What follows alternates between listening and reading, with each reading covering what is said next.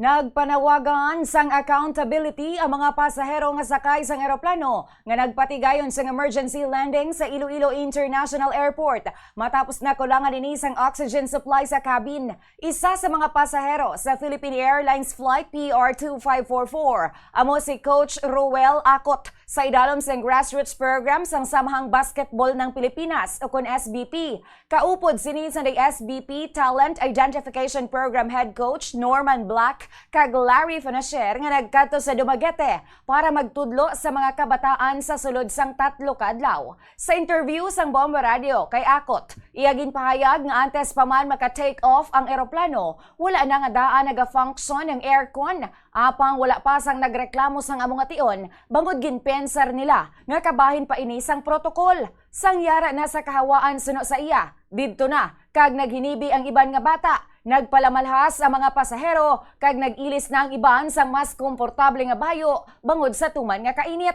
Sang ulihi, ginkumpirma na sang piloto o kun piloto nga mayara sang problema sa air conditioning system antes pa man sila magalin sa runway. Suno kay Coach Akot, tuman ang ilang nga kahadlok. Ilabi na nga ini ang iya una nga best nga naka-eksperyensya nga ginhulog ang oxygen masks agod nga masuksok sa mga pasahero agod makaginhawa. Kung nadugayan pa suno sa iya, mahimo nga na-suffocate gid sila. Ginsaysay man sini nga sang nakaabot na sila sa Iloilo International Airport, isa lang ang portahan nga mahimo agyan sa mga pasahero. Bisan ginbuksan ang portahan sa likod suno sa iya, wala man sang hagdanan. Gani nga sa una lang sila nga bahin sang eroplano, mahimo makalabay. Bisan nga madamo na ang nabudlayan sa paginhawa. May mga nagkolaps pa suno sa iya. Magluwas diri, bisan gabi na, yara paghihapon sila sa Iloilo International Airport. Suno pa kay Akot, ginuna ang international tourists bangod sa ilang connecting flight. Samtang, nakaschedule naman sila buwas sa hapon o kun karon na sa hapon. Natala na pa nga magpagwa sang statement ang Philippine Airlines kasunod sang amo nga insidente.